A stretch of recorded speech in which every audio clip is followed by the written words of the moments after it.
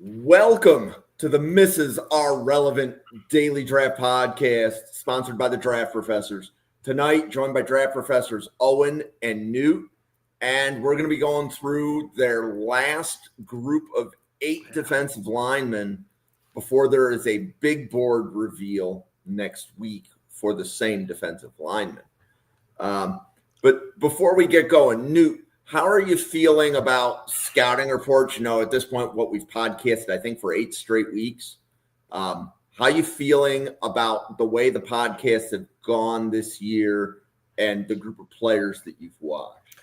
I still say that I think while this group does not have the firepower up top, I think that it's got a lot of depth to it, where I'm talking about more guys in early day 3 than we had an opportunity to talk about last year, especially with the defensive lineman group, where we had a ton of excitement around probably those top 10 guys. But in my opinion, we had a pretty big gap and a lot of discrepancy. I think this group does have some good meat to it, no pun intended, in order to kind of fill out throughout the entire challenge. And I think even when you talk about guys like Peter Woods, you're still going to get some of that beef up top. You're just not going to have, man, what did we have? 5 defensive tackles go in the first round last year? 4?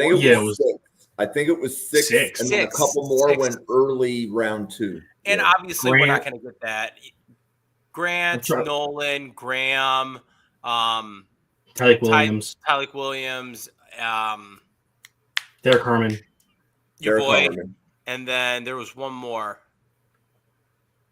Yeah, that was why I said 6, because I can always remember the 5, and I think there was one other, and then TJ Sanders went early round 2. Darius Alexander was in that top 100 mix. Yeah. Alfred Collins. So it's like you had these guys that the top 10 was phenomenal. But I stand by what I said. I think that there was a pretty big gap, and I think this group is a little bit rounder, and a little bit fuller in the midsection. So I'm kind of excited about that. See where these guys take us, but no, it's a fun group. I'm really excited about the defensive tackles we get to talk about today for sure. Yeah. So, Owen, what did you think specifically about the group that we were covering today? Was this your first look at most of the 8? Yeah, especially the edges. There were 2 or 3 of the tackles I have watched previously. But most of the players that we're going to cover today, I got my first looks in preparation for this podcast. But also, it was 5 D tackles in the first round. We named the 5 guys. Okay. So I was going crazy. I was trying to figure out who that 6th one was, and it was Alfred Collins was like 34, I think, so he was pretty close to it. But yeah, those were the 5. But this group specifically didn't get a lot of eyes on them in the preseason summer scouting process. Know a couple of names through Newt doing his videos, so I recognize them. But I think the only ones I watched were McDonald, Banks, and that'd be it, actually, to be honest with you. McDonald and Banks are the only 2 players I had seen previously before going into this group. Those are the only 2 players you need to see. I mean, that's where the fun of the group's going to sit, in my opinion. I'm going to be honest with you. I wasn't, when I watched them, so for summer scouting, I watched summer scouting for McDonald, and I had 2 games and plus the Texas game. So I wasn't super high on him because he just didn't have a ton of reps. That's the problem with him. Yeah, we'll get more into that once we get towards his positioning. But Banks, I watched a good bit of him. I think he was one of the players I watched live. I was not a big fan when I first watched him coming into this season. So that we'll see how those change, or if I'm still the same on them. But that was kind of my impressions with Banks. I had like a 4 on Banks and like a 4 on McDonald. Yeah, I'll little spoiler, but I was lower on both of them in summer scouting than I am currently. I think especially Kayden McDonald. I don't think, I struggle with it myself, but it's so tough to get eyes on a position when you're talking about a defensive tackle that is a run stuffing dude, and get a good feeling for how they're going to be when they're put in a prominent role, when they're just taking rotational snaps and not necessarily asked to do the things that they're going to be best at. So definitely something I want to reflect on for my process. But Kayden McDonald, man, I'm excited to talk about him because he was definitely a riser from summer to now for me. Okay. Well, the players we're going to talk about today are Anthony Smith from Minnesota, Teitum Tuioti from Oregon, Matayo Uiagalelei from Oregon. Those three players are edges. Then we're going to close out with 5 defensive tackles. Tim Keenan from Alabama, Zane Durant from Penn State, Xavian Harris from Ole Miss, Kayden McDonald from Ohio State, and then Caleb Banks from Florida. And I know that after last week's podcast, we briefly talked about Anthony Smith backstage. Owen, I'm going to let you kick off Anthony Smith from Minnesota. What did you see and what did you like? Yeah, so just to peek behind the curtain, last week behind backstage, we watched a single rep from Anthony Smith, which was him flat backing Henry Tabanzi from UB in their week 1 matchup. So I got excited, and I'm going to say that a lot of what I liked about him was what we saw in that clip, where he has a ton of length. He can power through a dude's chest because he just has longer arms than you, and he's 285 and can convert some of that twitch and speed he does have to power and win pass rush reps that way. I think he has like 11 sacks on the season, something like 12 sacks, something crazy where he's in the double digits. And that was something that really popped out to me. And overall, I think that still does hold true when you go and compare him against, like, I watched him against Northwestern to see how he did against Teitum, especially with that arm length discrepancy. Yep. I also watched him in the game against Iowa, again, going against Dunker, another guy that's kind of lacking in length, giving him the best opportunity to go against some top-tier players, in my opinion, at tackle or on the offensive line in general, but still having kind of that advantage to kind of see how best he takes advantage of that length. And I think he does do that, but it's super inconsistent, especially as a pass rusher, where like that's his one trick, and even that one trick doesn't work all that much. Like he doesn't have the speed to make these tackles really respect him going to the outside hip to then open up the speed to power. He needs to add that element to his game. When he doesn't absolutely bull rush the guy backwards, then there's a second move isn't really coming, and there's no real counters off of that. So as a pass rusher, he's dominant in one way, but for a lot of those reps, they're either cleanup sacks or he was, again, winning that with that long arm speed to power when they would allow him to get that. But I was really excited to see how he was as a run defender, and I'm curious to see if this is where you land new with him, but I'm a bit lower on him from run defense specifically, where you're thinking big body, ton of length, has some flashes of twitch and movement, but I wouldn't say is like super elite. I think he isn't super dominant, despite the fact that he has all those things going for him. He lacks elite level explosiveness or even high level explosiveness and lateral ability to chase plays. What I was surprised to see was that he just didn't use his hands a ton or utilize that length as a point of attack defender to stretch out blocks, especially when they're trying to hit the edge and bounce outside of him, where he can't really run, string it out, and then get off to make a tackle. So I wanted him to set harder edges and utilize those hands more effectively, especially with the frame he has, but he just struggled to do so. And I think that really left me with a bad taste in my mouth, where it's like, okay, he's going to be like a rotational guy whose best trait is his one pass rush move right now, but like he has great size, he has NFL level athleticism. It's going to be whether or not you can pull more out of him and really refine his skill set to impact one way or the other from the run defense or pass rush, which I don't really think he has a high floor at either at the moment coming into the NFL. No, I'm going to agree with you on almost all of that. The one thing that I'm a little bit lower on, I didn't think the athleticism was anything that stood out. I think it's NFL athleticism from the standpoint that he's going to hit whatever threshold they need, but it's not going to be anything that goes beyond that. I think he hit the nail on the head with the speed, and that's going to be something where he's a powerful player and he plays his game that way. He's going to play wild. He's going to play where he's going to go through you, and he's going to use that work rate and that instinct to just get after the ball with everything that he's got.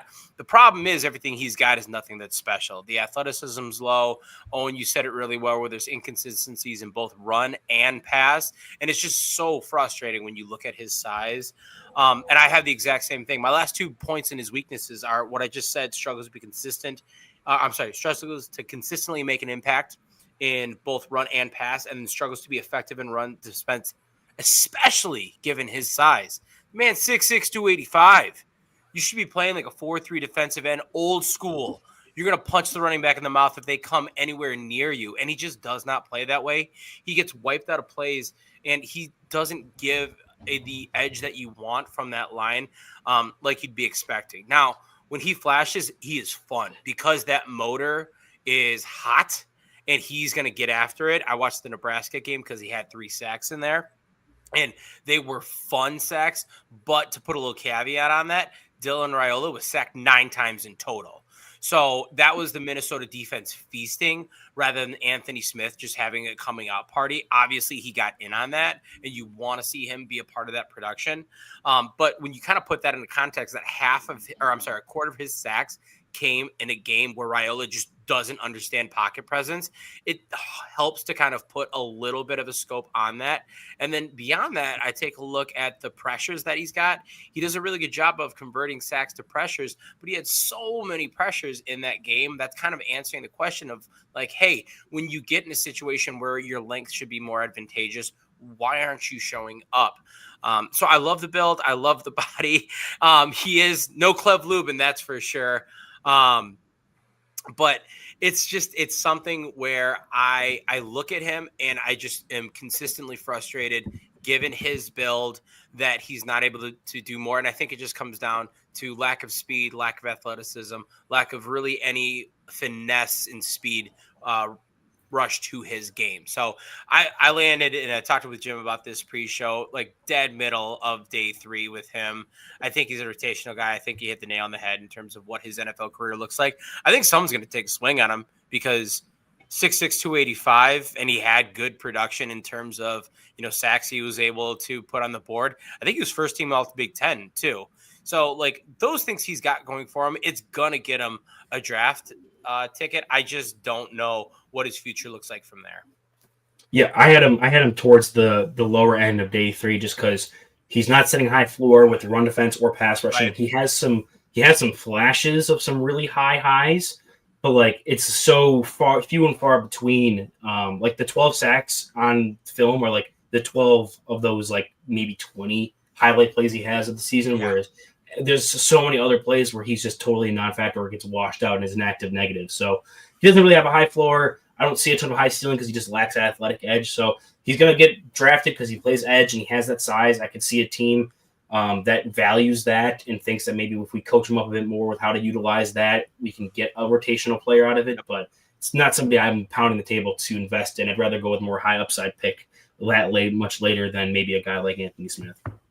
Yeah, no, I agree. I will say, Ryan, I have Clev Lubin ranked ahead of Anthony Smith. So fear not. I know he let you down earlier this week. Hopefully that'll bring some peace to you. Okay, the next edge, and I remembered seeing a little bit of this in our group chat ahead of the podcast, but it's Teitum Tuioti from Oregon. We're covering his teammate next. There was a debate as to which of the two is the better prospect in our private chat, but Newt, what did you have on Tuioti? I hate that I'm starting with him because I'm the one that is lower on Tuioti, just from the conversation that we had, in our group chat. So Tuioti, when I look at him, he's another player that he plays with a hot motor. And you can see it with the way that he carries himself and the way that he approaches the game. He approaches the game like, I love to see. I think that translates in some solid run defense. One of the things about his game that he's really able to stand out in, he's got a low tackle rate. He's got a solid run defense grade and production and run defense from a hard edge that's set. And I think that's just because he's willing to work harder than the guy across the line from him. And that's something that, it does go a long way with me. But when I take a look at him in terms of an NFL prospect, he to me he's not enough of an athlete to be an NFL prospect. And that's where I struggle with him. I think that he's stiff and I don't love his ability to get downfield, to make those shared area cuts and to be a consistent threat to high level offensive tackles. I think he plays with really poor leverage, even given the fact that he's 6'3". It just seems like he's that stiffness also translates to some inability to be flexible and get down and low. It's something where I see a body type that is okay, but it's nothing special. I see an athlete that's underwhelming for me. And it's a guy that I think, man, he's able to make an impact in college because, number one, Oregon's defensive line feasts. Like we've talked about 2 players already, and we're about to talk about another player along the defensive front that absolutely wreak havoc. And so I think he's a little bit of a benefactor from that. But also the fact that he is a hard worker and he does phenomenal in run defense. And, to the point that Owen's about to make based on our conversation with Anthony Smith, he's going to have probably a higher floor, truth be told, than Anthony Smith because he's going to be a high floor run defending edge. I just think that some of that comes from his work rate, and I wonder how well that translates. And then the second thing is I really don't see how he's going to be any form of a pass rush presence in the NFL. I mean, what you said isn't wrong, Newton. You kind of beat me to the punch of where I was going to find his value in this conversation, where it's like we've podcasted together for over a year now. Yeah, right. He's 6'3", 263, and while I don't think I literally have it written in here. He doesn't have elite athleticism, where as I put in here, elite athleticism. There are plays where he just kind of pops every so often, especially with some of his first step stuff, where you consistently down and down, it's not there to the point where you like to have it. But there are plays where he's able to shoot cross face, and it's tapped into eventually. I do think he's stiff. I do like his athleticism in one frame or in one sense where it's going to be him as a chase down player, being able to move laterally despite being 260 plus, especially from like the backside. Where I do like him a lot, and kind of like what you mentioned, is that despite not having a ton of length or like the most powerful frame, he is a hard-working run defender, can set the point of attack on the edge when he's challenged with being the read option player, being right off of that, or if he's asked to be, or if they like try to do some trickery or make him be wrong, he oftentimes is the one in the right position when being a run defender. Now, the lack of length, power, movement, ability, he's not going to be an elite run defender anyway, but I do think he is someone that can come in, be a rotational piece as like an early down player, or like if he's your edge 4 or 5 on a roster, if you carry that many, and I think he could be a player that works exclusively maybe in an even front, but I could also see if he drops a little bit of weight because he has that ability to move laterally, could potentially be a 3-4 outside backer if like they like that more rolled up run defending presence as like their mugging player, as opposed to like the weaker side player that's going to be your more movement and space run defender. So I think he brings some versatility. He definitely has a higher floor. As a pass rusher, all of his wins this year were from just effort, cleanup, being a benefactor of being around those other guys. But I mean, if you're going to have a dude whose calling card is high motor, make the dirty plays, be sound technically and intelligently, and then all of a sudden he tosses in like 2-3 sacks a season just from pure effort when he gets stuck out there on a third down when you don't really like him to be out there. That's an NFL level player that I would draft and invest a pick in, especially if I am just looking for good solid depth in the third round in day 3. Now I'm doing the U. It's progressed to you. You guys have spent too much time together. You're beginning to think alike. Yeah, no, and I think honestly, I think the conversation just comes up in what do we value in terms of that day 3? I'm willing to take a swing and a miss on a guy higher than get a safe player, and I think Owen is like, hey, who can I get to plug in as a pretty firm 4th defensive end, 5th defensive end, and then when can we take our swings maybe a little bit later? I don't know if that's fair to say, Owen, but I like you said, it sounds like we see him the same. I think that the mental processing, I think the effort, all of that is there. I just think he's like decent floor, but the floor is here, the ceiling's right about here for me. It's almost like a what you see is what you get. Well, that's just kind of how wide are your fingers? Like, how much room is there between those 2 fingers? I mean, you might be able to slip a dollar bill between them, but it'd be tough. Okay. His teammate is Matayo Uiagalelei, 6'5", 272. In the summer, you may have seen Matayo go in round 1 of some mocks. I know from reading the group chat between the 3 of us, he's not in round 1 anymore. Owen, where did he end up? So just to be clear, and I think I just solved that with the Google work. This is DJ Uiagalelei's brother, right? Yep. Yes. Yep. Okay. Definitely a better football player. I'll say that. I wasn't Why a is big fan of DJ Uiagalelei catching strays on this podcast? When is he not catching strays after what he did last college season he played in? I mean, I'm just saying he was him at Oregon State was really annoying because Oregon State was a thorn in Washington's side that year. They went to the college football championship. I thought we were going to lose to them, and it was. Is DJ playing tight end somewhere in the league right now, or is he like? I mean, like, once again, this is probably not necessarily the time to talk about this, but you did bring up DJ, and he's a quarterback for the Chargers right now on the practice squad. Okay, so he hasn't made the Florida conversion to tight end like all of the other Florida quarterbacks have done, and DJ Lagway will do eventually. No, apparently not yet, at least. All right, that's fair.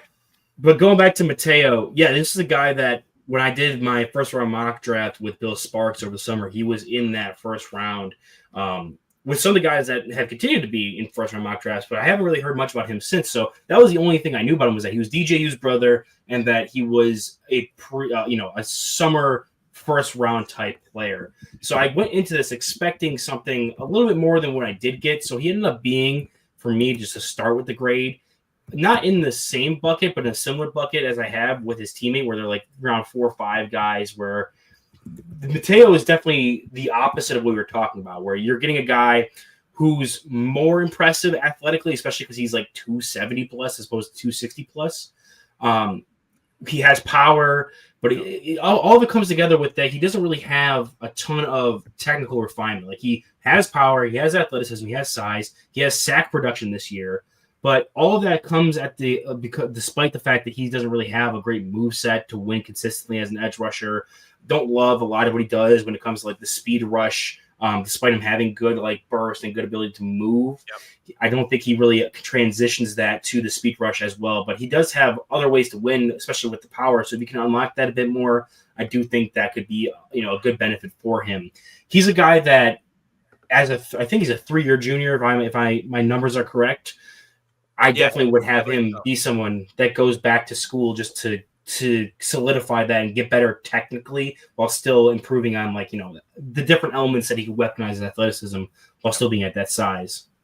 Yeah, no, I agree. I think it's the conversation where we're talking about a guy where you're trying to take that swing because of the traits versus a guy where you've seen him put it together and you feel comfortable about him with a day 2. Hell, even day 1 pick, because Matayo's traits, the way he's built, all of those things, they're there. He moves really, really well. He can play the position at a high level, and he has shown it in very short spurts. Take a look at last year's film, and you see kind of like what can be, and I think that's what gets him really with all that hype built around him. I was higher on him. I was not as high as first round on him, but I was definitely higher on him when you take a look at where I had him over the summer. The problem is he just didn't take that step forward. Like Owen said, he didn't do the things where he needed to start to refine his game, where he started to build in a power profile. And at 6'5", 272, if you're not able to convert speed to power, if you're not able to put a bull rush in there and at least start to play with some sense of a physical presence, I start to have concerns, because at that point, your frame, while it's built really well, it's not doing the thing that I want it to do. And on top of that, I really don't think he's all that great of a run defender. I think he's like capable, but he really hasn't shown the ability to put it together consistently, where in the NFL, I feel comfortable about him at any point on an early down. So it's a guy that's got all those raw tools. He's got them there. It kind of feels like a Daryl Jackson Jr. of last year, where it's like, hey, these things are here. You're built well. You have the athleticism. You need to just put it together. Now, dear Lord, we don't want him to be, once again, the pretty girl in high school that comes from the backtracks, Jackson Jr. as. I'd love to see him go back to school, but really get to a point where he figures out that technical aspect and winning off more than that initial burst, that athleticism. Hey, can you put together actually a pass rush plan? Can you be a presence on run defense? Because I think if you can do that, we're talking about a guy that's worthy of a top 50 pick. But right now, I've got him as a day 3 pick, and like not even one where it's like, maybe around that 100. He's like pretty firmly in day 3 for me right now. From between the two of them, because they're both 3-year juniors, I think I would actively tell Matayo to go back to school, to weaponize that. But also I would actively tell Tuioti to come out right now, because I don't think he has much more room to grow. And just to start getting a jump on his NFL career and improving some of the stuff that he's already kind of strong at. Whereas Matayo, I think, would benefit from going back, and he could definitely jump up more because, like the one comment was saying, he's got great physical traits, but it's not all put together right now. Give me another year in college at a top-tier program like Oregon to try to put more of that together and piece it together. Yeah, I mean, I get that. I would hate to see a guy like Tuioti come out in his junior year and then get drafted somewhere, between picks like 170 and 250. And maybe I'm wrong. Maybe the NFL sees that and it's a little bit different and I'm just not seeing them correctly. But I see what you're saying. It makes sense to me because, like, hey, what more is Tuioti going to do next year? Not a ton. Like we're kind of seeing the polished version of him. Matayo, it's a long way to go to see the final version. We hope because of what he has kind of in that unlocked bit. So I do agree with you, Owen, that if I was going to pray anyone came out, it would be Tuioti because, hey, go to the league, get paid, and kind of get your pro career started. Seeing as it's not like we're going to be talking about him as a top 100 pick next year. Right, exactly. Also, Jim, for you in the comments, I'm not that easy, okay? Just when I see Mac on a player doesn't mean I'm going to love him. But it does help. No, I said like. I never said love. I said like. You're going to like him because he's in the Mac.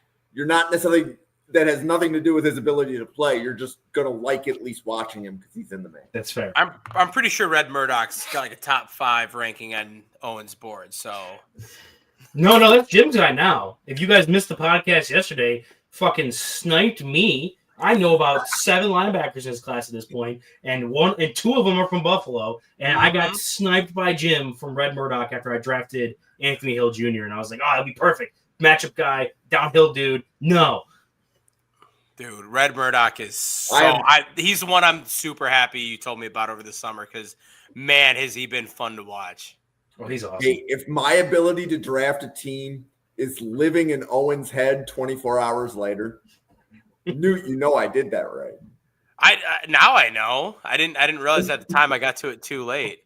I also do like point out Jim is researching for about 3 hours a day, 7 days a week, hosting this podcast. It's just like a free stream of information. Jim knows I'm going to like a player before I know I'm going to like a player. Well, speaking of which, I think we've got Tim Keenan from Alabama. He's a nose tackle, as best I remember from prior scouting reports on him. But, Owen, this was your first look at Tim Keenan? Yeah, Jim, am I going to like him? I don't know. You tell me. I'm going to be – this is kind of the flip of when we talked about Tuioti. I think I'm going to be the rain on the parade guy for this one because I'm not the biggest fan of Tim Keenan out of Alabama. When I was looking up – I look up their 247s to get their hometown put into my sheet. It was Buffalo, and you're like, oh, this guy, I love him. No, actually, it's Birmingham, Alabama. But the 247 description from him when he was a prospect was like he's short, fat, a little wing, like short arm span, but like can really stuff up the middle. And I'm like, he's short. Well, that's not he's a great. Short and he's fat. You should take this guy.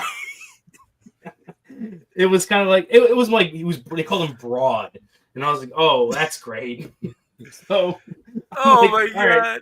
that's a great indication of what I'm going to be getting into right now. But like, okay. But Jim, you're not wrong. Straight up, just like that kind of guy, nose tackle. They weren't wrong. He's got 6'2", 320. Looks like a boulder out there, and can't be moved like one. Just sits in the middle of that defense, especially when he's at like the nose tackle or the zero tech, and you have to devote multiple dudes to move him out of his spot. And if he is head up on a guy, he does have some pop and power in those hands to be able to reset that line of scrimmage. So you need to send doubles at him if he's going to be head up on a guy. And if he's going to be in between, there are some plays where he shoots some gaps and gets into the backfield. I'm not going to lie. They snuck in there every so often. But for me, he kind of falls in that same realm as like Nazir Stackhouse did last year for us.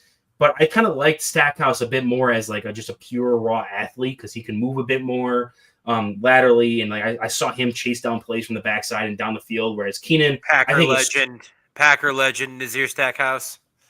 I want it to be known that I was higher on Stackhouse than Newt was last year. That Same is thing true. with Golden. I also want to point out he was a UDFA, so that is fair. You were right there, but I think I'm going to take that W in the end there. But yeah, for me, Keenan is a guy kind of in that similar mold to where Newt had Stackhouse last year for me, where he's smart, can anchor down against the run, be a run stuffer up the middle. But I don't really see much when it comes to motor, especially later into games when he plays such limited snaps because they know that he's not going to be able to be out there for specific kind of down scenarios, or if he does take a high volume, he's just going to be gassed out by the time he gets to that point. So a dude who has a role. The NFL is always going to need guys that are built like this. They're going to need short, fat guys in the middle of the defensive line, according to 247. But yeah, he's got a body type that fits a role that's going to be on a roster, especially in like a training camp. It's just going to be on whether or not he can flash some more athleticism and maybe some better hands in pass rush lanes or some better ability to condense pockets as a pass rusher if he gets stuck out there. Is whether or not he's going to stick and kind of hold as a consistently rostered player during the regular season. That's fair. And then fat guys win championships, right? Damn Scott Jurisic says that in the group chat all the time. So it's okay if 247 lists you as fat because fat guys win championships. I needed to be quicker on that take, but I had to let Owen finish. Where are you? You could be like me and interrupt him like 5 times while he's giving his take. Absolutely. So, Newt, where are you? Number one, I'm going to call Tim Keenan the third thick with 3 C's since he's the third. It's a pretty similar conversation to what Owen said. I don't really disagree with a ton. I will say I take a little bit of offense. I don't know why I'm not like personally offended, but to the Nazir Stackhouse. I think the one thing about Stackhouse that drove me nuts was it almost seemed like he was lazy when he didn't win the rep off his first step. And he was just kind of like sitting there, like playing, I don't even know, like keep away. Where I think Tim Keenan will still give you a little bit. I like the effort from him. But ultimately at the end of the day, he is a zero tech, which obviously I love. But I think that he isn't one that really flashes a lot, and he kind of pigeonholes himself into those early downs. You don't want him as a pass rusher because you're not going to get, and it's not even that like as a one tech or a zero tech, you don't have to shoot a gap and blow up the pocket. I've never expected that from a guy that is going to play in that central defensive tackle, nose tackle spot. What I want you to do is get a little bit of push and put that pressure on the quarterback so they're not able to step up into the pocket. Your job there is to help out your edge rushers, make it challenging for a quarterback when that pocket does start to collapse from the sides, that they don't have anywhere to go and chaos starts to ensue. I think Tim Keenan has a little bit more of an opportunity to do that, but the problem is it's really not much and it's very inconsistent. And I think Owen hit it with like when the flashes are there, because I do like the first step. I think it's pretty good, and I got the opportunity sometimes to beat a center to the side, whichever way it is, because he does play a lot of two gapping nose tech, but it's just not anything that's consistent. He's not standing out in his ability to, continuously push and collapse that pocket from the middle. And he's ultimately going to, I believe, have a spot on an NFL roster. I think I'm a little bit higher. I don't think he's going to, ping back and forth as much because I think that the career trajectory for him is going to be that rotational defensive lineman. I think that every team needs one. Every team might even need two, where you get a guy that's just able to play and be that big physical presence in the middle of the field. I, though, have him as a middle of day 3 prospect. I think that with him, while I like some of the aspects of his game, I don't think he's anything special in terms of like that wow factor for some of those characteristics. Yeah, I think something I've really kind of started focusing on, especially this cycle, when doing this podcast, where we're covering these D tackles week to week to week to week. When you're a nose tackle, if you're not going to be the guy like a Dominic Orange, at least last year he was this, to shoot off the ball and win as a pass rusher, you need to have gravity to open up other guys around you because you're just that large and that powerful. Like, that's what I really like about Chris McClellan, was that he wasn't a good pass rusher with his hands and being able to beat blocks one-on-one, but he's such an overwhelming physical force that you have to send the double there anyway, and now you're freeing up your quicker 3-tech. Your edges are getting one-on-one, and they're not getting any guard help over there because even though you're not a great pass rushing player, you have to draw that gravity specifically. So you don't have to be a guy that has 10 sacks, but you need to have some kind of impact on that pocket in general. Yep. Also, just to read Tim Keenan's 247 thing I was talking about earlier, it's 2 lines. Wide, stout defensive tackle with limited height and length. Conditioning and body structure will be a focus at the collegiate level. Predictably hard to move. There's a girl that called me stout my freshman year of college. I called her a bitch and I just walked away and never talked to her again. Wow. Nuke got scout talked into being called fat. Yeah. We will have another podcast on like April Fool's Day or something about just college stories. Oh man, no, we really don't need to have that podcast. That doesn't need to go out to the internet. So Zane Durant from Penn State, 6'1", 287. Newt, is that the height weight that you have? 6'1", 290 spring measurements. So give him an extra 3 pounds. This kid had a cheeseburger and some chicken wings on the day that he weighed in. Yeah. So what else did you have on Zane Durant? So just to kind of fill out the rest of the measurables, he comes in with 32 and an 1/8 inch arms. Where at 6'1", I really don't hate that. He's a smaller player. He's not going to have that 33-inch mark that we love to see. But as a defensive tackle, you don't have to hit that mark necessarily. He's got some big hands too, 10.5-inch hands. I don't know why. I always just like to see some big meat hooks on my defensive linemen.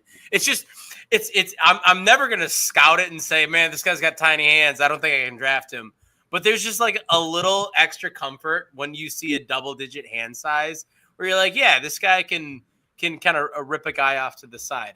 I don't know. That's just maybe that's just me.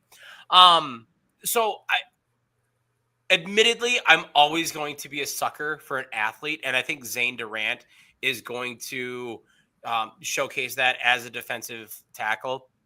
You know, the height and weight are not great, and I do ding him for that. The length makes up for it a little bit, though. And I think that when I take a look at him, he's going to be a guy that he plays to pretty much his weight class. He struggles with play strength, and there's just no way about it. He's going to get typically outpowered by any interior offensive lineman that he's going to see. Hell, even Logan Jones is going to be bigger than him. And you never want that to be the case as defensive tackle. So with it, he plays to that weight class. He is gonna, if an offensive lineman gets hands on him, he's going to be easily displaced, which is something that I really hate to see, especially when we look at, man blocking schemes and the amount of length and strength that NFL interior offensive linemen have. So that's kind of where my reservation is about him, is the size and the power profile that comes from it. Aside from that, man, this guy's got the first step quickness that you rarely see from a defensive tackle. And he's going to play maybe a little bit of 4-eye, but he played a lot of 3-tech for Penn State. And shit, he even lined up as a 1-tech a decent handful of times. Not like he was like their true nose tackle or shade nose, but like he will play truly between the tackles, that A and B gap. I liked what he was able to do. I think that when you put that athleticism, that speed, with a really good work ethic and an understanding of how to be an interior presence as a defensive lineman, you get someone that is going to be able to be disruptive in terms of their need for a running back or that second offensive lineman to come over and help out with him, just because he's going to be able to get to the shoulder of whatever guard or center that he's lined up against. So I think the presence that he gives for a interior defensive lineman is going to elevate his stock, because he is so dangerous with that pass rush, with that first step, and he does warrant the things that you see. Now, I wish the production was a little bit better this year. You know, I see and I say all those things about his ability to be a dangerous pass rusher. He did not convert that into a ton of production. Not something that I love necessarily. The true pass rush win percentage was okay, but I really need to see those things continue to grow. And then the last thing I'll mention about him is the missed tackle rate has been better this year, but it was like piss poor before this. Like, I think his career missed tackle is over 20%. But he's done a lot to make some strides for that, which is something that I appreciate and I really like. So Zane Durant, a guy that I have as my number 10 defensive tackle currently. And I think it's because of, as Owen like loses his mind over this, I think it's because of those athletic traits that he brings. I guess I'm the Grinch this episode, huh? Yeah, I've been the asshole the last couple. I had to trade it with you. That's fair. Also, I got really upset with you when you brought up the meat hooks line and you didn't decide to slide in the big meaty claws from SpongeBob reference. That's fair. That was a missed opportunity on my part. But yeah, so Zane Durant, a guy that I don't know what to do with him, because he's super twitchy. Love that burst ability, and you're right. So he had 20% missed tackle rate the last 2 seasons, and then now he's at 9%. Yep. Definitely improved there. And I'm not gonna lie, my favorite reps of him when he was out wide as like a defensive end or like an edge rusher. Like, I loved some of those reps where he was able to get into dudes and still throw around a little bit of weight there. And there were plays where he flashed with shooting gaps and making plays behind the line of scrimmage. And don't ever disrespect Shamar Stewart like that, everyone. I'm sorry, Ryan. But so for me with Durant, he's just okay. Yeah, especially after watching the Oregon and Iowa games, which I know are like, oh, those are Oregon and Iowa. Of course, like those are NFL prospects in the middle of that line. Yep. The Oregon game especially, absolutely wiped off the face of the planet by every single one of those guys on individual blocks. Like, I don't think he's one of the lowest graded players I've ever given for his core strength ability to anchor down and not get blown off the ball by guys who can just one-on-one drive you off here. Which is why I also kind of like him more as an edge, to be honest, because he has the ability to play better in space and not have to worry about even a double team or a chip block to knock him into the space. But he does lack that length and that ability to really do damage as a true edge rushing type player. So he's kind of a tweener for me. And you can see that with like 287, 290. That's on the lower end. And Jim, I swear to all that is holy, if you mentioned the name Tonka Hemingway in your question to me about this guy, I will revolt and take over this channel myself. I wasn't even queuing up Tonka Hemingway. I was actually going to say, and I'm listening to you. How would you compare and contrast him to Michael Hoyt? That is he's such a unique player that it's hard to really, the closest we've gotten with any discussion was Barham, because he plays off ball a lot more. If Durant was used off ball at 285 plus, I think you could maybe start having those conversations. I would need to see how he reacts in that much space. Like edge is more space than D tackle. Don't get me wrong. I think he does the best there. And I was thinking a lot about maybe a 5 tech, but again, the lack of length really kind of shows up when he is out in those areas when he doesn't have a great rep out in space more so. So I think if you're a defense that just likes, shoot a gap, and if you don't get anything for shooting the gap, you at least disrupted the play enough to bother it.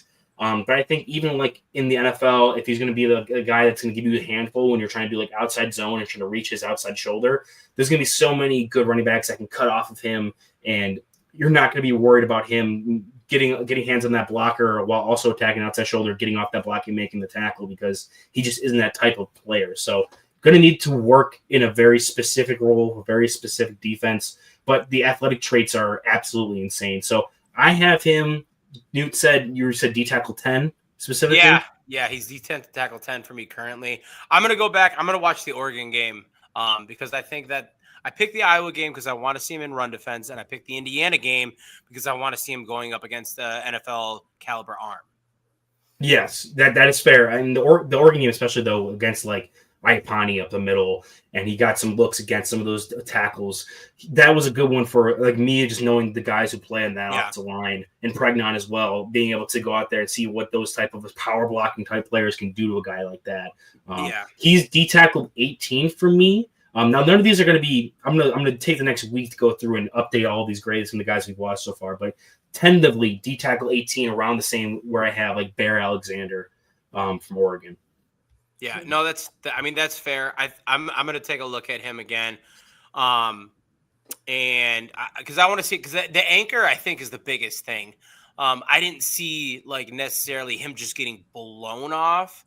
And if, you mentioned with an Oregon offensive line, that's going to be something where I definitely want to see him, kind of when he's exposed the most. So totally fair with that. And that's like probably the one thing I just didn't see that I'm going to take a look at.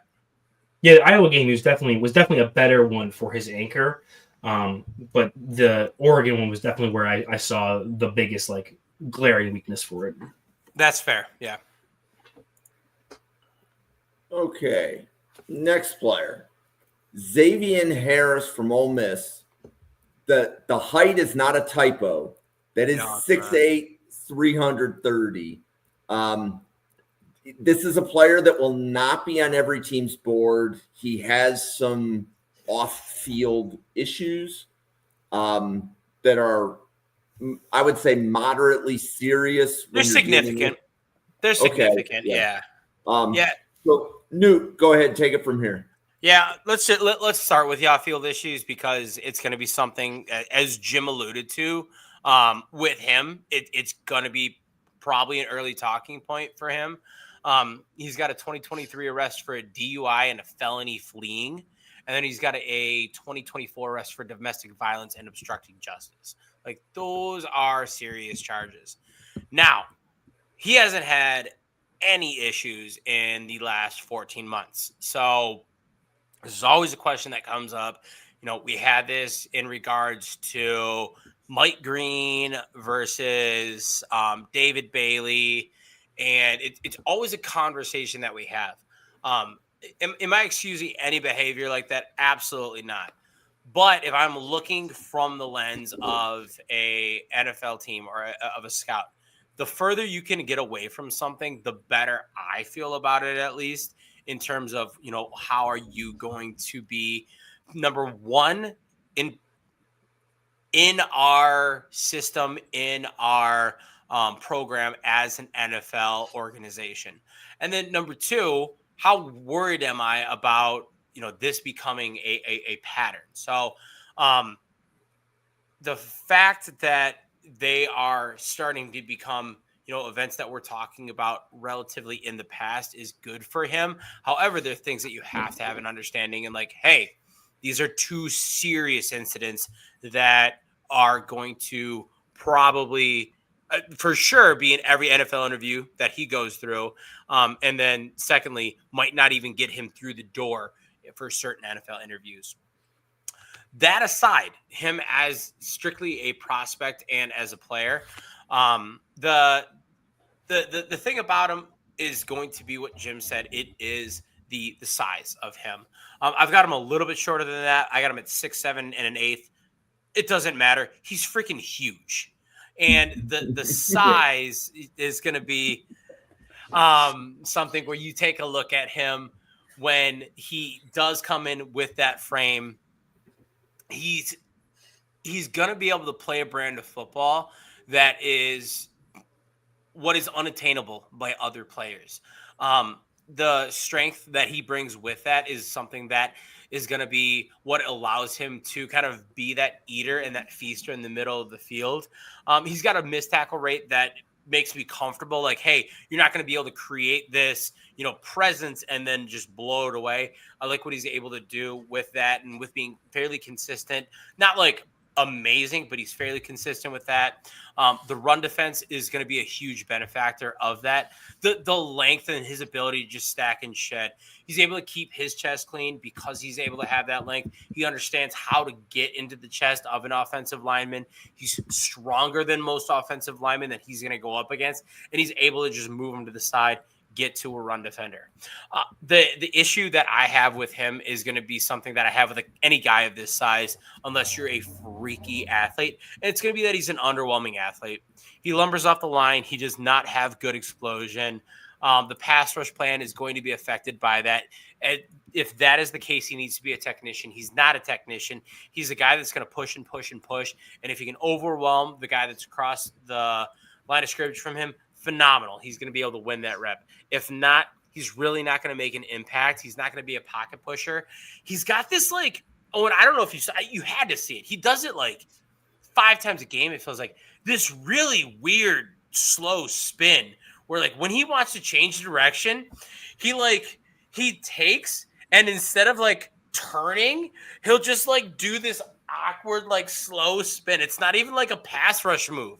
It's the run's going the other way. Let me hit this weird spin to go and change my angle of attack. And it's just, it's odd to me.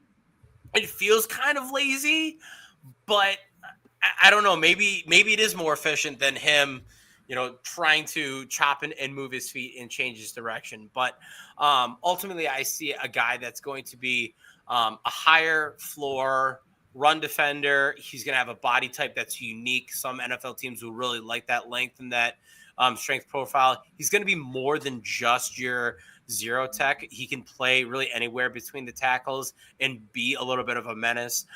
So I've got him with a mid day 3 grade. That's not looking at the character issues at all. That's strictly based on the film. Yeah, I think for you. The only comment I have about his character issues, because Newt did a great job covering it, was that just ensures that he's going to be a Baltimore Raven next season. So I had Cincinnati Bengal on my bingo card. Oh man, dude, Ryan's gonna revolt. He's gonna lose his mind. Something about those NFC North teams or AFC North teams and taking I was gonna say, can we NFC North? What are we doing here? I'm catching strays. You take those Georgia Bulldogs that punch refs. What's that? I said if he stops the run, Jerry Jones will take him. That's true. You didn't Quay Walker punch a ref in the middle of the game? We don't talk about that. He didn't punch a ref. Number one, he did not punch. I want to clear the air for Quay Walker because that was his rookie season. He caught a lot of flack for that. He pulled and pushed a athletic trainer from the Detroit Lions in the heat of the moment, and then was ejected from the game. Which I felt really bad for the guy because he actually was just caught up in it. You could see him walking down the tunnel. He didn't punch a ref though. Let's clear the air for Quay Walker. I do not appreciate the slander. All right, that's fair. But other than that, Xavian Harris is a player that for me, kind of similar to what we talked about earlier with some of these other guys that are super athletes, even Anthony Smith, where it's not a super athlete, but he has that one dominant trait where Xavian Harris, whether he's 6'8" or 6'7", there's some pause. It was day 67 at my daughter's school today, and so it was 6-7 day, and she comes home wearing a 6-7 hat and everything. Oh, Jesus. And I'm like, man, this is just this is something 2025 at its peak. What does a 6-7 day even look like? It's just day 67. It's day 67 of the school year. That's fair. They just walk around like this I'm all trying to think day. what they. Yeah, I was trying to figure out because it's not the 6th day of the week; it's the 7th day of the week. I was trying to figure out what that was. It's but the 67th day of the school year. Yeah, it's just you just walk around all day like this. How old's your daughter? She's 6 or 7. she's actually 6. She's actually 6. But yeah, for Harris, the couple reps he has that he wins as like a pass rusher, where his pushing does work, where he just has the longer arms and like he can flat back some dudes. Like there are plays where you're like, wow, well, there's that 6'8", 6'7", 330 pound frame. I'm not going to keep doing it. I'm going to power through it. And it's like, okay, that shows up. And like I knew it was saying in run defense too, it's like, okay, that shows up because he's just this massive human being, even though he plays with kind of a crap pad level. Because he is so tall and so inflexible in his stance, it's like, okay, he can still be, he's still a monster in the middle. But when it comes to the pass rush, and even sometimes in the run defense, I feel like he just doesn't really utilize his hands to the best ability he can. And the best exemplified by that really stupid slow motion spin he does. He has like his arm out wide, he like gestures to the crowd.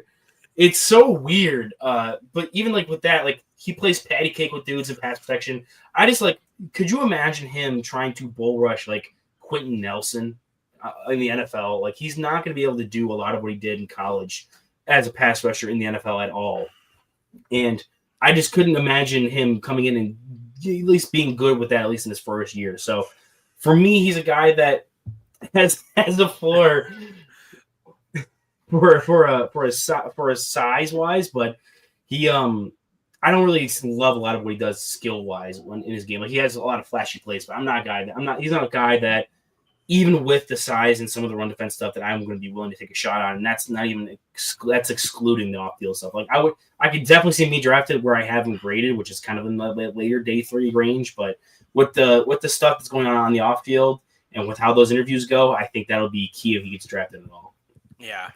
By the way, imagine being not an NFL scout where like you'll see it every now and then, what an offensive lineman, but imagine being an NBA scout where like, I don't know, a third of the players are 6'7" that you are talking about and having to battle through that consistently. Also, has Jerry on Tuesday's podcast ever said like, yeah, this guy comes in at 6'7", you're like, oh, I have to be more mature. I think I hit him with it before. Oh, have you? I think so, yeah. Nice. Yeah, I think Ryan Baer was in that territory. Yeah, it was pretty early on. What did he say? Did he just like look at you and say, hey, Jim, I'm not podcasting with this guy anymore? Or how did that conversation go? I don't remember how it went, but Jerry continued with at least 7 or 8 more podcasts. So that's true. I think he was vaguely into it. I'm going to take that as my win. Okay. So now we're going to finish, I believe, with what I'm going to call a few premier defensive tackles. You can call him premier. Yeah, I like that. Yeah. Kayden McDonald from Ohio State is getting some round 1 love. Newt, is he getting round 1 love from you? He doesn't have a round 1 grade for me. He's got a round 2 grade for me. I don't think he'll be a top 32 player for me at any point. However, that doesn't mean I don't see him in that conversation for other people. I understand where they're coming from. For me, he really feels kind of similar to Tyleik Williams, where we have a guy that is so incredibly dominant in run defense, and he's a human wall in the middle of that defensive line, but he does not offer anything in terms of pass rush. And this might be something where, you know, we start to go back and say, and take a look, I should say, at like Tim Keenan the third, because that's not a bad comparison, where it's like, hey, high floor run defender, low ceiling pass rusher. The difference is Kayden McDonald, when he is asked to do anything in run defense, he is going to be someone that offensive lines are planning around and almost certainly going to send a double team his way. And he's still going to hold up against that double team. He makes it challenging in order for run games to be able to play anything that is in that A gap, and they have to be able to account for what block scheme they have on him. The anchor on him, I think, is probably one of the most impressive parts of his game. He's just so challenging to move. He's stout. He's got an ideal build for a one tech, and he has an understanding for run defense. His eyes are going to be able to play the counter. He's able to get and see into the backfield. He's not going to be a gap shooter. He's not going to be a guy that is going to blow up plays in the backfield or, be this really, really exciting tackle for a loss guy. But he's going to be able to hold his ground. He's understands exactly how to shed blocks. He's going to get off and he's going to make the tackle 9 times out of 10. And it's going to be exactly what you want on early downs where you're limiting them to basically 0 or 1 yards. But the issue with me that keeps him out of my first round conversation is the pass rush. He's not going to be that pocket pusher. He's not going to be a guy because of that lack of, I don't want to say explosiveness because he does have a good first step. It's just like the play speed and the athleticism that comes after that. I think that makes it challenging for him to be an imposing pass rusher. I've seen him in one-on-one pass reps, and that's where I really want him to shine with that power profile that he has, and it just doesn't. And I think there's a little bit of a lack of athleticism from him, but what he lacks in that he makes up for in that stout anchor and his ability to just be a dominant run defender. Yeah, I think McDonald. I think the only player I've been higher on this entire podcast than Newt was Tuioti, because he's just McDonald for me. I have him in the third round grade. He's right there with like Dante Corleone, grade wise. McDonald is the textbook. Put it into the book itself of how to be stand your ground, run defending. Just absolute dominant presence of one tech. Be able to use your hands to set up blocks, absorb contact through your core strength, drop to one knee, be able to not move off your spot. I do think he has some nice twitch, and he had some gap shooting plays in there. It's not something he's going to do consistently, but unlike a guy like Tyleik Williams that you compared him to, Newt, I don't think Tyleik was a lot of finesse, and he wasn't a great pass rusher per se, but he would throw a ton of stuff at you, and Kayden McDonald, you remove the pass rush out of there, bam, non-factor. I hope someone got my very niche Stone Cold Steve Austin wrestling reference there. Bill Sparks is somewhere laughing at it. Yeah, apparently nobody watched WrestleMania 18, but so besides that, he's just not able to get much push at all. Like I said, if you're going to be a nose tackle, you need to generate, if you're not going to generate actual pressure by being able to beat a guy one-on-one, you need to be able to generate that kind of gravity and pull to you to generate or to bring in those double teams to collapse that pocket. And I just didn't see that as consistently with McDonald as I saw with some of the other one techs. I do think he is the best run defending one tech in this class. And probably one of the best, if not the best run defender overall in the class when it comes to being a one tech player or a defensive tackle player in general. So I do think his stock is buoyed by that, and I do think he has some untapped potential with his athleticism. It's just right now, if you bring him in, don't expect him to have insane sack numbers. I think asking for 2.5, 3 his rookie year is asking too much of him immediately, just because I think it's very, very, very low on him as an immediate impact pass rusher player in the middle of your defense. You need to have a gaping hole in your run defense and maybe an aging one tech that maybe perhaps has fallen off in the past few seasons that you're looking to replace to open up your really twitchy 3-tech player. Don't know what team I could be talking about in this specific, but adding him as a player to then fix that gaping hole on your defensive front is where you're going to get a lot of stock and where you might be able to see him get moved up to the first round. But just looking at him as a prospect in isolation, I can't really find a lot that I'm jumping on my seat excited for. Where would you put him in terms of when you talk about the guys that can not necessarily are solely nose tackles, but the guys that can play one tech and not he could play at the pinch. like legitimately could play it, where would you put him in terms of those guys? Based off of my current grades, and again, it's going to be balanced based off of how they are as pass rushers and how they are as run defenders. Right. He's number 3 Okay. in nose tackles behind Orange and behind Dante Corleone, just by a smidge. Okay. Just because I think those other two guys can definitely impact the pass rush more than he can, or has other elements of his game that he still has to polish up. Would you put Washington in that conversation for one text, or is he in front of Washington? He's Washington will be in front of him, Okay. but I think he's in the same conversation as like Peter Woods. Is like, okay, can they play one tech? Yes, but like, would I want to? No. Okay, that's fair. I would say I have him slightly ahead of, not slightly. I have him like kind of. It's not like a wide margin, but I have McDonald one spot ahead of Orange, and then I know we're kind of like light years apart on Corleone, so I won't even bring up how far he is. But as I detract back, I think that so McDonald for like a true one tech would probably be my top. But he's right there with Orange. And honestly, like, man, if Orange could do anything that resembled his 2024 film, I'd be like, yes, let's go. It's just so concerning. Yep.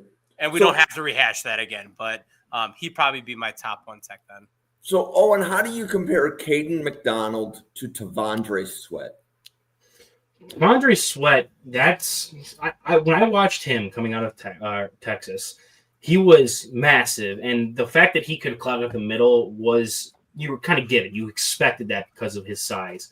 With him, he was interesting because they would also put him as like a defensive end and have him stunt inside. He was a rare athlete for that size. Yeah. And he would impact the game because of that. But I feel like McDonald is a bit more functional when it comes to the IQ and the hand usage against run defense than Sweat was, whereas Sweat was just a dominant size to athlete ratio. So McDonald, like I said, I don't feel like he has some good athletic pop, but I don't see it like exploding off the screen like a guy like T'Vondre Sweat was.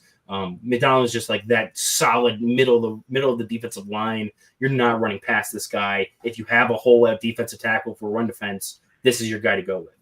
Yeah, I want to build on that because I think that Owen said it really well. Kayden McDonald he's going to play.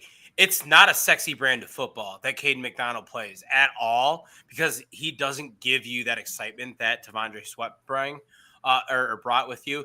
He is going to be a player that he's going to go in. He's going to do his job. He's going to do it really, really well. And, he might have a little bit more upside than we've seen right now at pass rush. Like, mind you, he's really only played 1 year of college football. Like, he has been a really deep rotational player in Ohio State's system. So there is that, but he's a guy that, he's going to come in, he's going to do his job, and he's going to do it really well. Where T'Vondre Sweat, on the other hand, we're talking about these guys Tim Keenan being thick with 3 C's. T'Vondre Sweat was thick with 8 C's. Like, dude was big. But as Owen said, the athleticism that he had that Kayden McDonald doesn't have, it was insane that T'Vondre Sweat could move the way he did at that size when he's sniffing 400 pounds, in all honesty. But with that, he's able to just do those things at that weight and be really, really freaky, where he doesn't have to kind of do the nitty gritty work that another player like a Kayden McDonald would have to do. So I think that with it, you get a guy that, with his God-given gifts in T'Vondre Sweat, is so incredibly, unique. And I'm not taking anything away from what T'Vondre Sweat is as a player, because he's a fun player and he's a really great player for what he is. But I think that Kayden McDonald really, really works at his game, and you've been able to see it in the way that he's come up through the Ohio State system. Yeah. Okay. And then the last player we're covering, Caleb Banks from Florida. If you are not familiar with Caleb Banks, in the summer, he was in contention for defensive tackle 1. I know Clint Goss had Banks as defensive tackle 1 in the summer. Clint was not alone in his opinion. Caleb Banks got injured, played a game, sat out most of the year, just came back, and I think he played last week. I also think he's accepted a Senior Bowl invite. Yep. He's accepted a Senior Bowl invite. He's played 3 total games this year. Yep. I can see that you were waving something at the screen, but it just three. The Sorry. screen's only like so big right now. Yeah. So take it on Caleb Banks now. Caleb Banks. I am so glad that he decided to move forward and come out. And I know it was extremely unfortunate with his injury and playing in already what was his redshirt senior season. And I know that there was a lot of conversation on at that time. I think he had only played against LSU, so he had 1 game under his belt. There was a very clear path to him to take a medical redshirt. He comes back. He plays in the final 2 Florida games where it's very clear that they're not going to get really to the point where he's making I didn't even make a bowl game, did they? They finished under 500, right? I believe so. Yeah. I think Florida State beat them to keep them out of bowl contention. So maybe he comes back to try to get them to a bowl game. But ultimately, it's something where he doesn't necessarily need to, and he can kind of hang it up and go throughout the pre-draft process, a la Jermod McCoy. I'm not saying anything negative about that thought process, but he comes back and man, he plays his ass off for that Tennessee game and that Florida State game.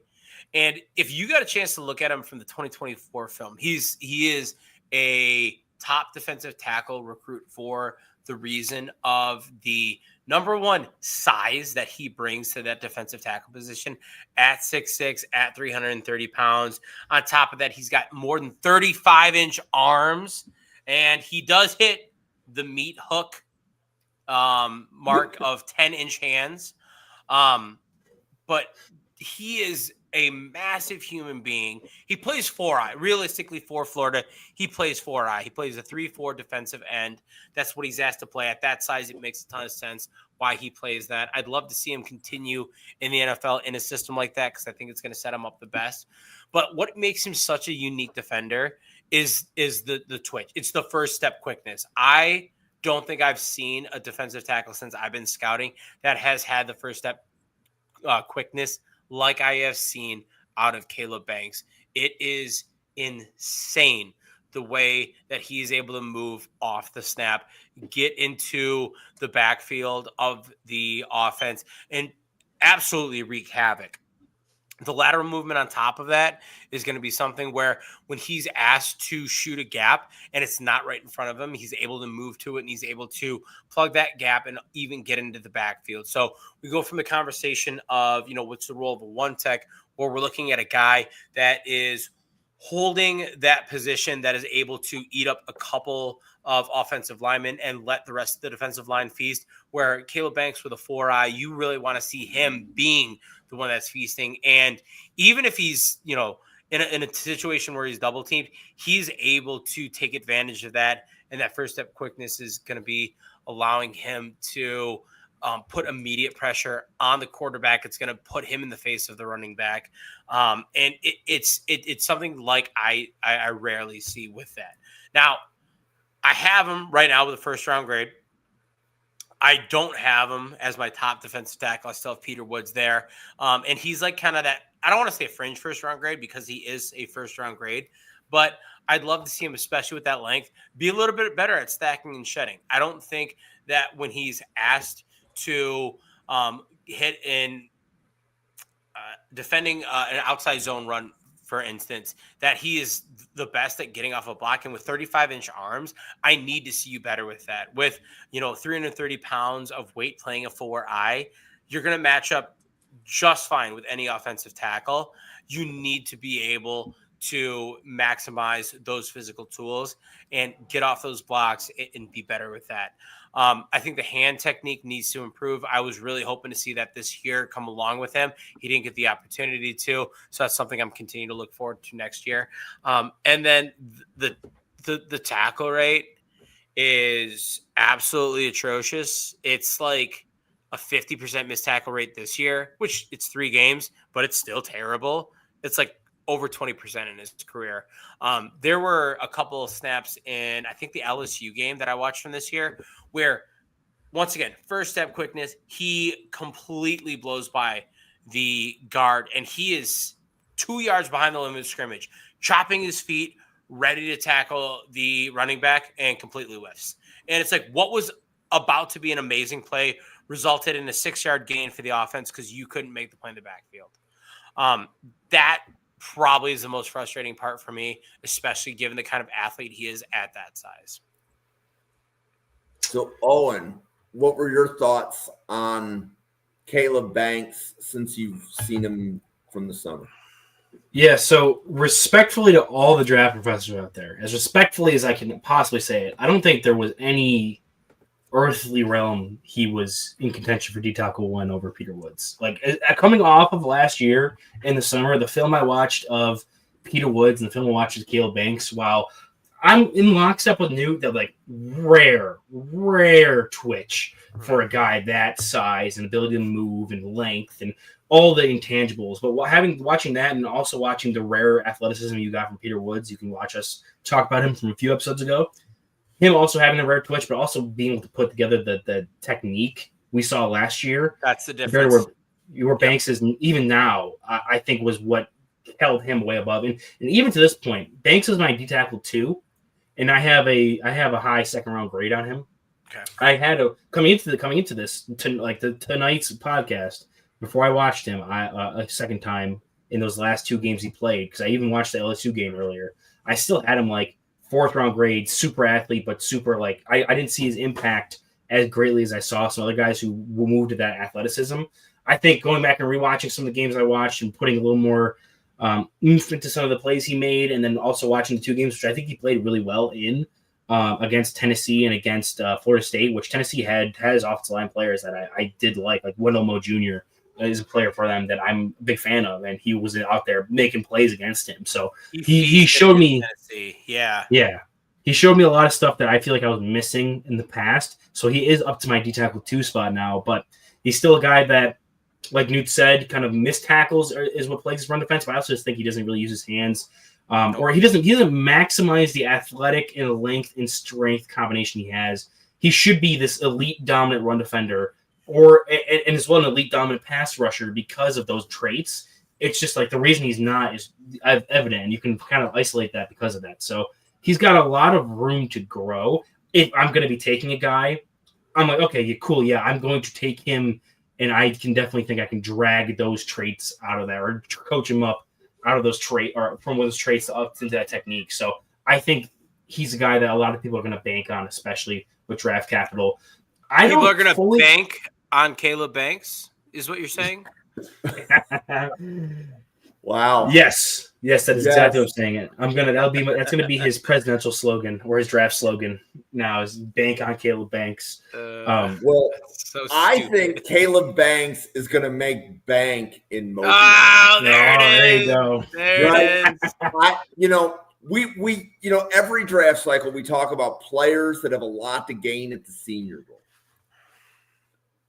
I think Caleb Banks has as much to gain at the Senior Bowl as any player in recent memory, even more than the small school guys that are coming up to play against the other draftable players. Because Owen, I like that, second round grade. In Mobile, he could go from second round grade to top 10. Oh, yeah. Right. Like if he shows that he's healthy and he can dominate the players that are in Mobile during the practices, there's a possibility, in my opinion, that Caleb Banks can be a top 10 draft pick in this draft. I can see it, especially if it comes down like those one-on-one reps that we always love watching with the big uglies, where you get a chance to really isolate their pass rush plan and just go out and beat a dude one-on-one. Like that's where a lot of guys kind of flash. Like I remember that was Jermaine Johnson's battlefield where he really took over, and he didn't even stay for the game. He boosted himself into first round contention off of those one-on-ones specifically. And I think Caleb Banks has the traits to be dominant there. It's going to be, okay, show me some hand moves. Show me that you've widened your bag coming into this. So I do think that's an accurate prediction if Banks is going to be the guy that comes in and has the biggest, maybe not the biggest, but the most impactful stock moving at the the Senior Bowl. Yeah, it's not going to be the biggest because a lot of people have him. We're not far off. High second, early first. I would say that is fairly close to consensus. There's not a ton you can move from there, but when you're moving 5, 6, 7, 8 spots in the top of the draft, that's important. When you're moving 80 spots from number 200 to 120. Yeah, exactly. Yeah. It's like, that's awesome, but ultimately you're still a day 3 pick. Yep. Yeah, so the Darius Alexander jump was probably the biggest I've seen in a while from last year's Senior Bowl, where he was like, no one knew who the hell he was, and then now he's a 3rd round pick because he gets, not only is he performing insanely against high level competition, but people who didn't previously watch him watched his tape and were like, okay, cool, now he's a stud. Showed that at the Senior Bowl. Like I have the confirmation already. I can go back and kind of see that in live game film now. Yeah, I think the best comparison, and kind of counter to what Jim had said, but similar, was like a guy like Quinyon Mitchell, where like obviously you see a player from Toledo and you have questions about him. There's already a lot of buzz around him as like top 5, top 3 cornerback, and then he just completely takes over the Senior Bowl, which vaults him into CB1 conversation. I think that's where we're talking about Caleb Banks, where we're talking about a guy that's like DT, like top 3 defensive tackle. And hey, can you come in and do the things that we know you're capable of doing? And let that plus the intangibles in terms of just the way that you're built take over your draft stock. I think that Caleb Banks has kind of an opportunity to have a similar trajectory as Quinyon Mitchell, as not a huge mover in terms of those numbers, but solidifying himself into the, I'm going to say, I'm not as bullish as you guys. I'm going to say top 20 because I think that would be a really nice mark for him. Top 10 would be rich, especially if we're talking about 2 or 3 quarterbacks in the top 10. But I don't hate it if that's going to be where this goes to, because I think Caleb Banks, like I said, with the twitch and the explosion off the line is just unworldly. Okay, so why don't we pause for podcaster identification? Owen, you want to let everybody know about the weekly huddle and the other content that you do? Yep, so you can find me obviously here on Tuesdays and Wednesday nights with the Draft Professor, and I also stream them over on my channel at the same exact time. So if you're subscribed to me over on my channel, you're going to see this exact same stream at the exact same time. But other than that, over at the Weekly Huddle YouTube channel, I'm going to be posting a video soon. I talked about it a bit last night, where I'm going to be breaking down kind of where the investments are when it comes to different circumstances, and I'm going to use the Buffalo Bills. Obviously, it's my team, but they're a good case study in that they have an old defense that's underperforming because they're old, and they have an offense that's underperforming because they're not good. Where do you invest your draft capital? Where do you invest your free agency dollars? How do you more so capitalize on which side of the ball first and invest those kind of assets afterwards into the offseason? So I'm going to go into breakdown and make a video about that tomorrow morning. But you can also find other things that me just talking about prospects, talking about random football topics, doing hot takes, anything like that over at the YouTube channel there, or over at my Twitter at Weekly Huddle. Nice. And new. You can find me realistically on Twitter at NFL Draft _Weston. That's going to be where I have been putting all of my clips and my thoughts on the players that we've been talking about. As we wrap this up, I'm also looking forward to getting some of my top rankings out. I just posted my edge big board for my top 15. I'll be posting the same thing for my defensive tackles once I get that final look on Zane Durant, as Owen has now convinced me to do. Beyond that, I do run zerotechdraft.com, which is where, as the draft season starts to heat up, I'll put my mock drafts, my rankings, and then articles that I write up on specific players. And then finally, I am going to be the creator for a lot of the content surrounding Cheesehead TV draft coverage and draft information throughout this draft cycle, and it's something that I have been looking forward to and am extremely excited about. That is going to start at the end of this calendar year and go all the way through this draft season. So make sure you're checking out Cheesehead TV and the content that I, as well as a couple other draft professors, Brian Maffey, and last year was Dom C. Maybe he'll be back with it again. Are putting out with their draft coverage and their draft guide. I do want to give a shout out because Dom C was in the chat, I believe. Yeah. Dom was in the chat. I saw him for sure. Yeah. So Dom, let me pull up your comment if I can find it. It was probably like Newt doesn't know what the hell he's talking about. Don't listen to this guy. There he is. So Dom podcasts with draft professors on Mondays. So you can catch some of Dom's shows on the quarterback playlist. So Dom was helping the draft professors break down quarterbacks. Dom's a big Jets fan, which is why he has spent the last 9 months researching quarterbacks. He knows what they eat for breakfast. He knows what time they go to bed. He knows what brand of socks Fernando Mendoza wears. So if there's anything quarterbacks, Dom knows. Yep. So I have a question about Cheesehead TV. So is a cheesehead like any kind of Wisconsin cheese, or does it have to be Wisconsin cheddar?